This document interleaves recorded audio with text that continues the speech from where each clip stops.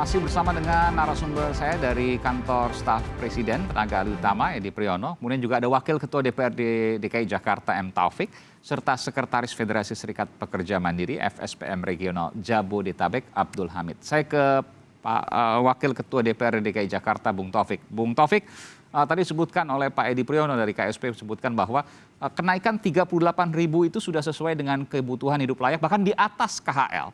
Jadi seharusnya cukup. Kalau kita bicara kebutuhan ya, bukan keinginan. Komentar Anda.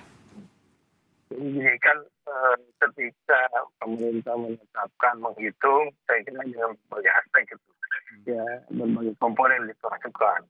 Tetapi biasa saja lah ya, ketika ini belum dianggap memenuhi kebutuhan atau belum memenuhi teman-teman serikat pekerja, saya kira yang terlalu mudah juga, kita biasa aja. Nah, sebaiknya saran saya adalah, kan di Jakarta sudah dinaikkan 38.000 sekian ya. Jadi 4,4 kalau saya nggak salah, 4,3 ya.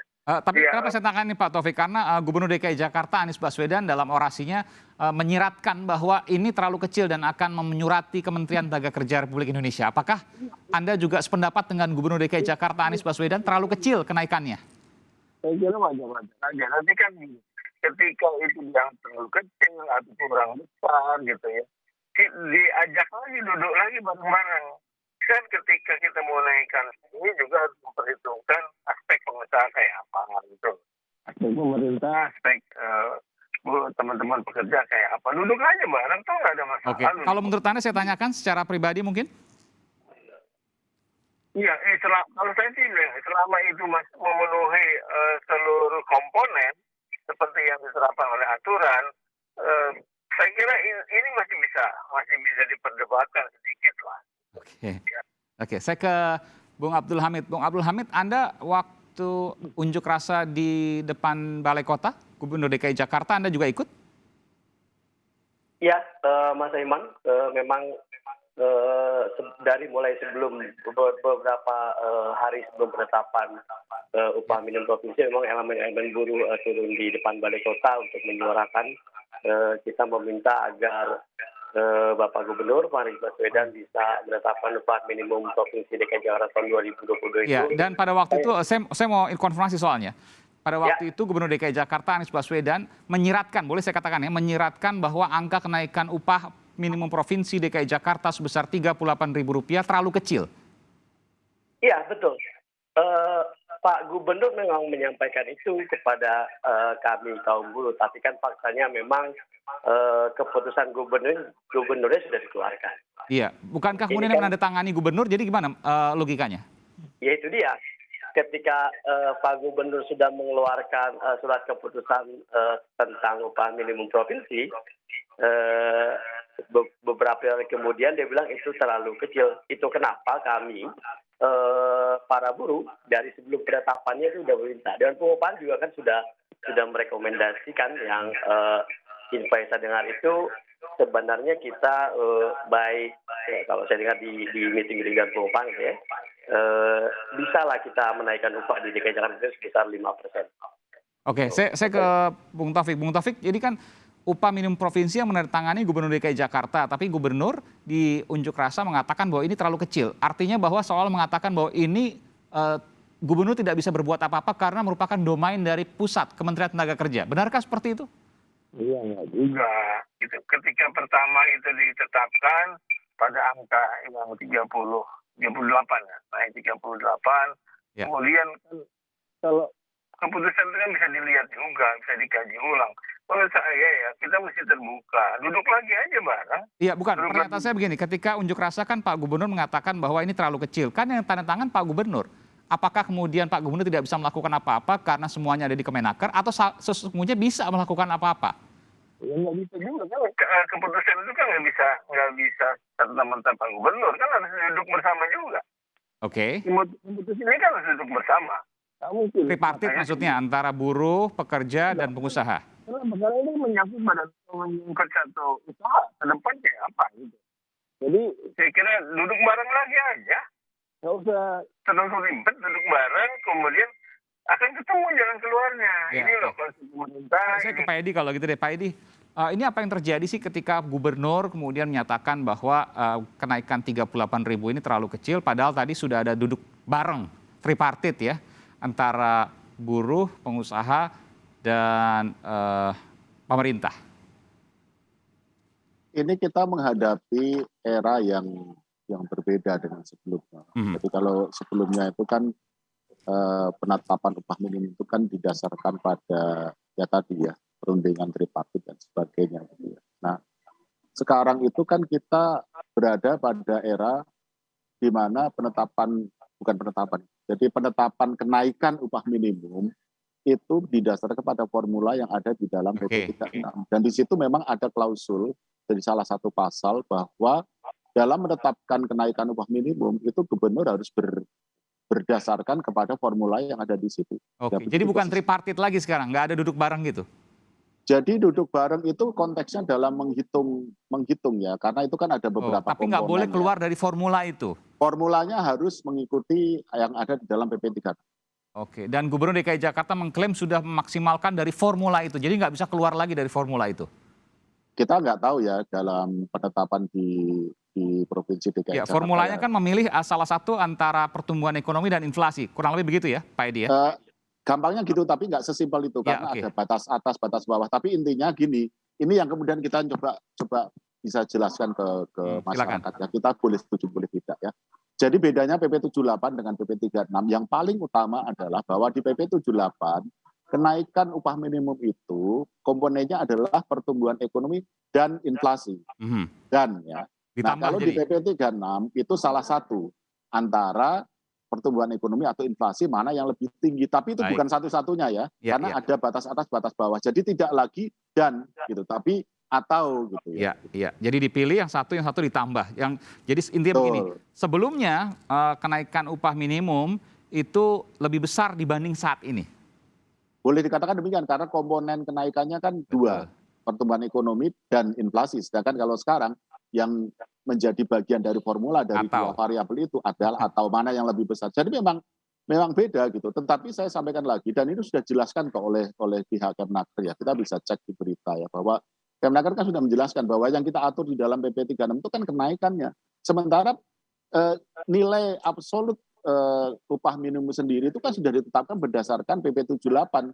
Karena PP 36 itu kan baru berlaku tahun ini. Sedangkan di PP 78 itu dasarnya adalah kebutuhan hidup layak. Tapi untuk pekerja lajang. Karena upah minimum itu memang untuk pekerja lajang dengan masa kerja yang 1 tahun atau kurang gitu ya. Gitu. Oke, saya ke Bung Abdul Hamid. Jadi tadi kalau disampaikan oleh Pak Edi, upah minimum provinsi itu sudah sesuai dengan KHL dan formulasi baru tadi PP 36. Dan yang perlu diingat adalah upah minimum provinsi itu untuk karyawan 0 masa kerja. Jadi kalau sudah 1 tahun ke atas itu beda lagi, nggak masuk ke UMP. Begitu ya Pak Edi ya? Ya. Oke. Bung Abdul Hamid, silakan. Ya, saya harus mengkoreksi dulu sedikit apa yang disampaikan Pak Edi. Penetapan upah minimum ini memang dari tahun ke tahun makin terdegradasi dan itu sangat merugikan kami kaum buruh. Sebelum ada PP 78 tahun 2015 itu penetapan upah minimum provinsi itu ditentukan oleh standar kebutuhan hidup layak yang itu direkomendasikan oleh Dewan Pengupahan. Di rejim PP 78 tahun 2015 itu mulai didegradasi tidak lagi KL tapi inflasi dan pertumbuhan ekonomi digabung dia. Nah di PP 36 makin didegradasi terbaru ini lagi. Yang terbaru ini sebagai turunan dari Undang-Undang Nomor 11 tahun 2020 tentang Cipta Kerja yang kemarin kata putusan MK itu inkonstitusional bersyarat, kami juga bingung itu. Tapi di Undang-Undang Nomor 11, PP itu kan turunan dari undang-undang. Di Undang-Undang Nomor 11 tahun 2020, gitu ya, itu penetapan upah minimum didasari atas inflasi atau pertumbuhan ekonomi. Nah, celakanya di PP 36 undang-undangnya bilang pilihan atau, tapi di PP 36 ditentukan batas atas, batas bawah. Iya. Gitu Ini kan? apa efek yang Anda rasakan? Apa efeknya dari teman-teman buruh yang bisa saya sampaikan kepada Pak Edi? Mas Aiman, DKI Jakarta ini ibu kota negara. Gitu loh. Kenaikan upah minimum tahun 2022 ini saya koreksi tidak 38.000 tapi tepatnya Rp37.749. Itu kalau saya kalkulasi per hari itu hanyalah sekitar 1.200. Kita sama-sama tahu betul inflasi di DKI. Berapa kemarin Pak Wakil Gubernur bilang inflasi di DKI Jakarta 1,14%. Ya. Jadi buruh memang makin menderita. Kami, kaum buruh... Karena di bawah inflasi Anda mengatakan itu. Karena nilainya turun sesungguhnya dari hasil gajinya karena kenaikan upahnya di bawah inflasi. Betul. Bahkan ketika Undang-Undang Nomor 11 Tahun 2020 sudah bilang itu pilihan antara inflasi atau pertumbuhan ekonomi, di PP 36 tahun 2021 itu bahkan ada batas atas batas bawah. Pesan Anda sudah sampaikan. Nanti saya ke Pak Taufik dulu sebelum saya ke Pak Edi. Pak Taufik, benarkah bahwa Pak Taufik bisa jelas mendengar saya? Iya, silakan. Ya, benarkah bahwa kenaikan pada tahun ini untuk DKI Jakarta karena Anda di Jakarta, saya mau menanyakan apakah benar bahwa sesungguhnya gajinya sesungguhnya turun karena di bawah inflasi kenaikannya? Ya, kan itu kan nggak bisa dihitung sama kita. Ketika naik 38%, apakah itu mati atau tidak? Itu saya kira bisa dihitung. Gitu. Nah, yang paling penting untuk saya adalah coba rembuk lagi lah, udah. Oke. Kan kita udah mungkin. Tapi rembuk gimana? Orang rembuk kan nggak bisa. Udah ada formulanya, nggak boleh keluar dari formulanya, nggak boleh keluar pagar. Nggak akan keluar dari formula dong. Ya, kalau nggak keluar pagar ya udah 38.000 karena itu maksimalnya. Belum tentu duduk lagi bareng. Oke, nanti kita buktikan. Baik. Ya, tadi kan ada komponen yang masih bisa didiskusikan misalkan. Oke, saya ke Pak Edi. Pak Edi bagaimana menjawab semua ini bahwa gaji kenaikan sekarang ini adalah lebih kecil karena di bawah inflasi. Terakhir Pak Edi untuk menjawab semua ini. Ya bisa ya bisa tidak karena kalau upah minimum kan itu kan upah minimum, sedangkan upah itu kan tidak hanya upah minimum, tadi saya sudah sampaikan ya, bahwa upah minimum itu untuk pekerja lajang kurang dari 1 tahun di atas itu pakai struktur dan skala upah gitu. Jadi kalau kita mau melihat kesejahteraan pekerja atau buruh, kita harus melihat keseluruhannya, bukan hanya UMP aja begitu upah minimum. Iya betul. Gitu. Kalau menurut saya kita nggak bisa terlalu cepat menyimpulkan seperti itu. Oke, baik. Ini tentu masih jadi pro dan kontra. Bagaimana kemudian ke depannya? Apakah ini final Pak Edi menurut Anda? Ya nanti kita lihat saja prosesnya kan gubernur menyurati Menaker juga menyampaikan itu bukan-bukannya. Kita lihat aja prosesnya. Tapi tadi awal kan kami sampaikan ya bahwa kita ini hidup bernegara kan ada aturannya. Selama aturan itu ada ya kita jalankan. Bagaimana nanti masa depan dari surat gubernur kurang lebih gitu ya, Gubernur DKI Jakarta Anies Baswedan kepada Kemenaker, tentu ini menjadi hal yang menarik untuk cermati terkait dengan keluhan gubernur yang menganggap bahwa kenaikan gaji upah minimum provinsi di DKI Jakarta terlalu kecil. Terakhir singkat aja, Mas Abdul Hamid. Ya, Mas Aiman. Kemarin Pak Gubernur bilang di depan masa buruh gitu ya, ini terlalu kecil. Kami berharap tadi Pak Taufik bilang ya dibicarakan saja lagi. Mudah-mudahan kan sebenarnya kalau saya setuju sama Pak Edi bahwa ini semua ada aturan negara hukum. Dan saya harus menginformasikan bahwa penetapan upah minimum itu adanya kan di gubernur. Itu yang hari ini juga mulai terdegradasi, gitu, seakan-akan gitu ya. Nah, saya mau berpesan ke Pak Gubernur, kemarin yang disampaikan kepada kami, teman-teman buruh, mohon bisa segera diimplementasikan. Kalau perlu duduk bareng kita masih punya waktu, paling tidak sampai akhir tahun sebelum ini berlaku di 1 Januari gitu ya. Kami tetap berharap Pak Anies Baswedan bisa tidak hanya bicara bahwa ini terlalu kecil, tapi berani mencabut SK keputusan gubernur terkait upah minimumnya dan mulai membicarakan kembali dengan fungsi dan pengupahannya diberdayakan dan mudah-mudahan kita bisa.